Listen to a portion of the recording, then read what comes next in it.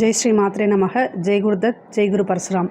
நமஸ்காரம். நான் கரூர்லேருந்து வல்சலா பணிக்கர், பிரசன்ன ஜோதிடர்.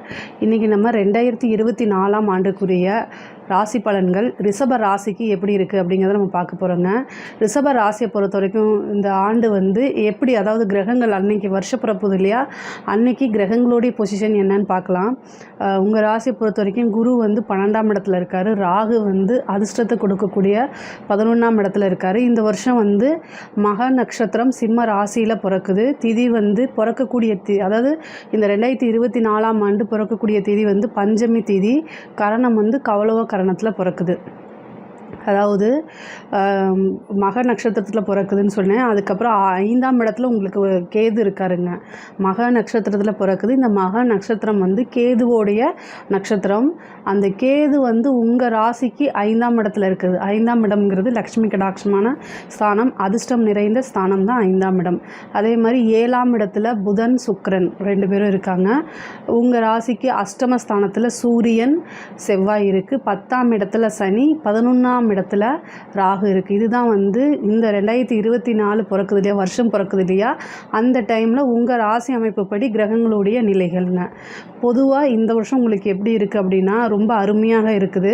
11ல் ராகுங்கிறது ரொம்ப ரொம்ப சூப்பரான அமைப்பு. அதே மாதிரி உங்களுக்கு அடுத்தது ஏப்ரல் மாதத்துக்கு மேலே என்னென்னா குரு பயிற்சியாகி உங்கள் ராசிக்கு வருவார்.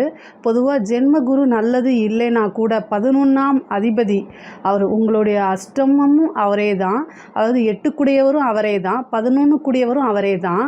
ஆனால் உங்களுக்கு 11 கூடியவர் அவராக இருந்தாலுமே 11ல் ராகுவும் இருக்குது, ப்ளஸ் குருவும் இருக்குது. யாருக்காவது குரு திசையில் ராகு திசையில் குரு புத்தி இருந்துச்சு அப்படின்னா கண்டிப்பாக உங்களுக்கு திடீர்னு ஒரு பெரிய யோகம், அதாவது எல்லாத்துக்குமே யோகம் இருக்குது.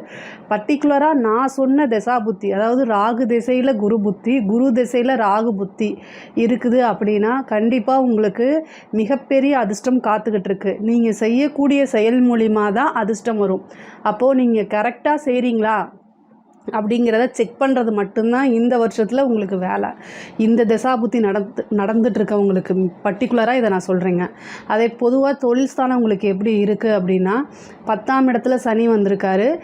கொஞ்சம் ஸ்லோவாக போனால் கூட எந்த ஒரு நஷ்டமும் ஏற்படாது. புதுசாக நீங்கள் தொழில் தொடங்கலாமான்னா ரிஷப ராசியை பொறுத்த வரைக்கும் சனி உங்களுக்கு தர்மகர்மாதிபதியாக இருக்கிறாரு. அப்போது 10ஆம் இடத்துல ஒரு ஆட்சி பெற்று இருக்கனால கண்டிப்பாக தொழில் ரீதியாக உங்களுக்கு நல்ல முன்னேற்றமும் நல்ல வருமானமும் வரக்கூடிய அமைப்புகள் தான் இருக்குது. புதுசாக தொழில் தொடங்கலாமா அப்படின்னா உங்களுடைய சுய ஜாதகத்தில் எப்படி இருக்குது அப்படிங்கிறத நீங்கள் பார்த்துக்கணுங்க. அதாவது தொழில் ஸ்தானம் எப்படி இருக்குது அப்படிங்கிறத பார்த்துட்டு நீங்கள் தொழில் தொடங்கலாம். ஏன்னா உங்களுக்கு ராகு 11ல் இருக்குது, நல்ல அதிர்ஷ்டமான ஆண்டாக தான் இருக்கும்.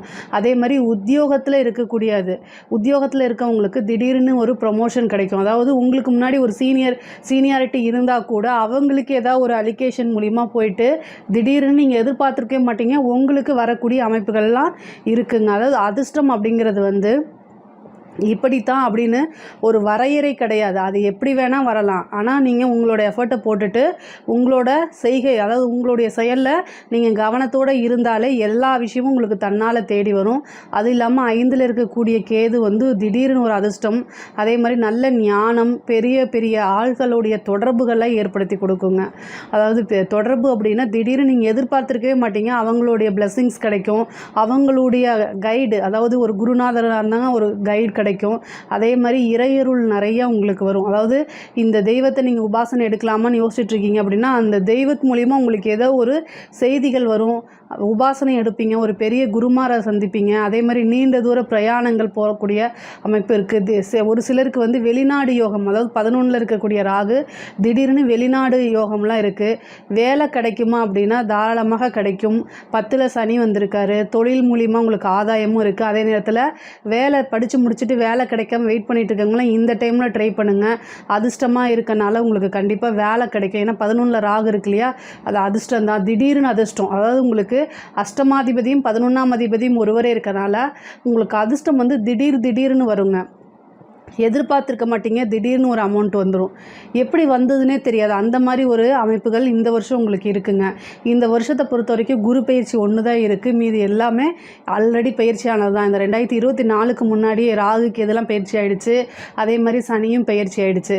குரு பயிற்சி மட்டும்தான் ஏப்ரலுக்கு அப்புறம் வருது. நீங்கள் தொழிலையும் உத்தியோகத்துலையாக இருந்தாலும் சரி, வேலை தேடிட்டு இருக்கவங்களா இருந்தாலும் சரி, இந்த சனியும் செவ்வாயும் 10ஆம் இடத்துல சேரும்போது உங்கள் தொழில் ரீதியாக உத்தியோக ரீதியாக கவனமாக இருக்கணும். அதுவும் அரசாங்க ஊழியர்களாக இருந்தால் லஞ்ச லாவணியங்களை தவிர்க்கிறது நல்லது. சனி செவ்வாய் கிரகச்சேர்க்கை நல்ல கிரகச்சேர்க்கை கிடையாது. அந்த ஒரு மாதம் ரொம்ப ரொம்ப ரொம்ப கவனமாக இருக்கணும். இந்த சனியும் செவ்வாயும் சேரும்போது தொழிலில் ஏதாவது உங்களுக்கு இழுபறியோ இல்லை வேறு ஏதாவது ஏற்படுத்தி கொடுத்துரும், நஷ்டங்களை ஏற்படுத்தி கொடுத்துரும். அதனால் ரொம்ப கவனமாக இருக்கணும். அதே மாதிரி வண்டி வாகனங்கள் இந்த சனியும் செவ்வாயும் சேர்ந்து 4ஆம் இடத்தை பார்க்குது உங்களுக்கு, உங்கள் ராசிக்கு. அப்போ வண்டி வாகனங்களில் போகும்போது கவனமாக போகணும். ஏதாவது ஹெல்த் இஷ்யூ வரதுக்கு உண்டான வாய்ப்புகள் இருக்குது. மருத்துவ செலவுகள் ஏற்படுறதுக்கு வாய்ப்புகள் இருக்குது. அதனால் திடீர்னு விபத்து கண்டங்கள் ஏற்பட வாய்ப்பு இருக்குது. வண்டி வாகனங்களில் போகும்போது கவனமாக இருக்கணும். அதே மாதிரி சின்ன சின்னதாக ஏதாவது ஹெல்த் சம்மந்தப்பட்டதுன்னா உடனே டாக்டரை கன்சல்ட் பண்ணி ஆரம்பத்திலே முடிச்சிருங்க. 1000 2000 அப்படின்னு செலவு பண்ணுறதோடய நீங்கள் முடிச்சிட்டா பெட்டராக இருக்கும். இந்த 500 செலவு பண்ணுமா நீங்கள் நினச்சிங்கன்னா அது 5000லேருந்து 50,000 வரைக்கும் போய் முடிஞ்சிடும். அதனால் கவனமாக இருந்து பண்ணுறது ரொம்ப நல்லது. சுப விரயங்களாக நீங்கள் மாற்றிக்கணும். இப்போ குரு 12ல் இருக்கனால உங்கள்கிட்ட இருந்தால் கண்டிப்பாக அது என்னென்னா செலவாகி போயிடும். அப்போது அதில் நீங்கள் பிளான் போட்டு வச்சுக்கணும். பொதுவாகவே ரிஷப ராசி எப்போவுமே பிளான் போட்டு தான் செலவு பண்ணுவாங்க. அதே மாதிரி வெட்டியாக செலவு பண்ண மாட்டாங்க, ஆடம்பரமாகவும் செலவு பண்ண மாட்டாங்க. அவங்களுக்கு கவலை அப்படிங்கிறது ஒரே ஒரு விஷயம் என்ன அப்படின்னா பணம் மட்டும்தான். வேறு எந்த விஷயமா இருந்தாலும் அவங்க சமாளிச்சிருவாங்க. பணம் அப்படிங்கிற ஒரே ஒரு விஷயம் மட்டும்தான். அந்த பணம் இல்லைன்னா மட்டும்தான் அவங்க கவலைப்படுவாங்க. இடியே இடிஞ்சு விழுந்தாலும் அதை பார்த்து அப்படியே அதை எடுத்து நகர்த்தி வச்சுட்டு போகக்கூடிய நபராக தான் நீங்கள் இருப்பீங்க. அந்த டைம் கஷ்டமாக இருந்தாலும் ஈஸியாக மூவ் ஆன் பண்ணி போகக்கூடிய டைப்பாக நீங்கள் இருப்பீங்க. ஸோ பணம் அப்படிங்கிறது நிறைய வரப்போகுது இந்த வருஷம். அதனால் நீங்கள் கவனமாக செயல்பட்டாலே போதுமானதுங்க. கலைத்துறை சார்ந்தவங்களுக்கு இது ஒரு அருமையான நிறைய வாய்ப்புகள்லாம் கிடைக்கும் உங்களுக்கு. அதே மாதிரி பாராட்டு, புகழ், அங்கீகாரம் நிறைய சான்சஸ் கிடைக்கும். நீங்கள் இன்னும் உங்களைய எக்ஸ்போஸ் பண்ணிக்கணும். சோஷியல் மீடியாவில் இந்த மாதிரி விஷயங்களெல்லாம் நீங்கள் நிறைய எக்ஸ்போஸ் பண்ணிக்கணும். திடீர்னு ஒரு ஆப்பர்ச்சுனிட்டி கிடைக்கும், நல்ல ஒரு அங்கீகாரம் கிடைக்கும், மக்களால் பாராட்டக்கூடியது இவங்க தான் அப்படின்னு சொல்லி ஐடென்டிஃபை பண்ணக்கூடிய அமைப்புகள்லாம் இந்த வருஷம் உங்களுக்கு இருக்குங்க. அதே மாதிரி அரசியல் துறை சார்ந்தவங்களுக்கு 10ஆம் இடத்துல சனி இருக்குது. பொதுமக்களுடைய சப்போர்ட் அதிகமாக உங்களுக்கு கிடைக்கும். பொதுவாக அரசியல் துறையில் இருக்கவங்களுக்கு இந்த வருஷம் ரொம்ப ஒரு அற்புதமானது. அதே நேரத்தில் 10ஆம் இடத்துல சனிங்கும்போது உங்களுக்கு எந்த அளவுக்கு பிரபலியம் கிடைக்குதோ அந்த அளவுக்கு நீங்கள் நோட்டபிளான பர்சனாக மாறுவீங்க. அப்போ ஒரு சின்ன தப்பு செஞ்சால் கூட அது பெரிய இஷ்யூ ஆயிரும். 10ல் சனி இருக்க வரைக்கும், அதாவது சனிக்கு இன்னொரு பேரும் இருக்குது, நீதிமான் அப்படிங்கிறது. அந்த ஒரு விஷயத்தில் கவனமாக இருந்துக்கணும்.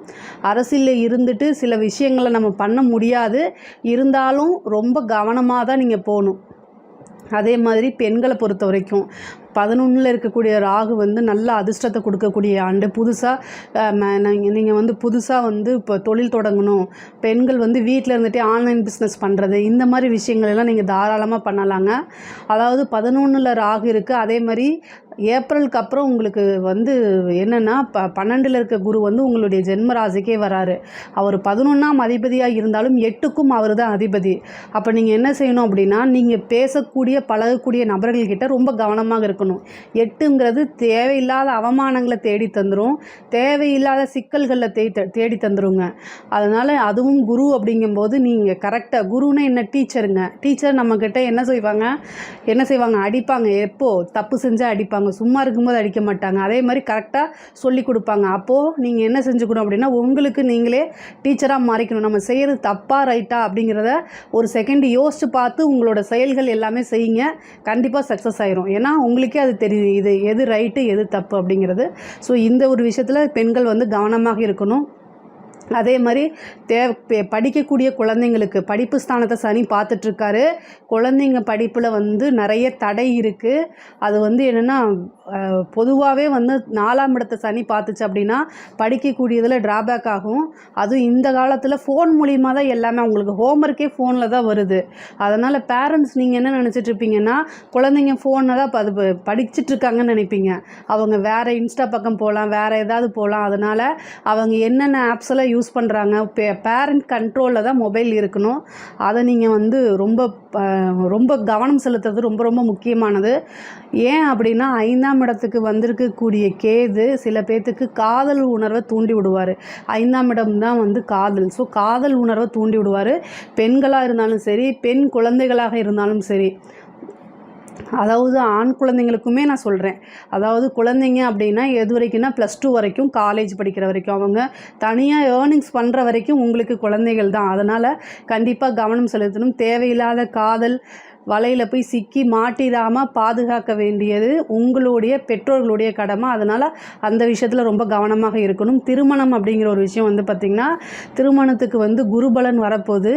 ஆஃப்டர் ஏப்ரலுக்கு அப்புறம் ஜூனுக்கு அப்புறம் வந்து என்னென்னா திருமணம் ஆகிறதுக்கு ஒரு சிலருக்கு திடீர் திருமணம் ஆகிறதுக்கு உண்டான வாய்ப்புகள்லாம் இருக்குது. இந்த 2024 பொறுத்த வரைக்கும் நல்லா 11ல் வந்திருக்கக்கூடிய ராகு வந்து திடீர்னு அதிர்ஷ்டம், நல்ல பணச்சேர்க்கை, இந்த மாதிரி விஷயங்களை ஏற்படுத்தி கொடுப்பாரு.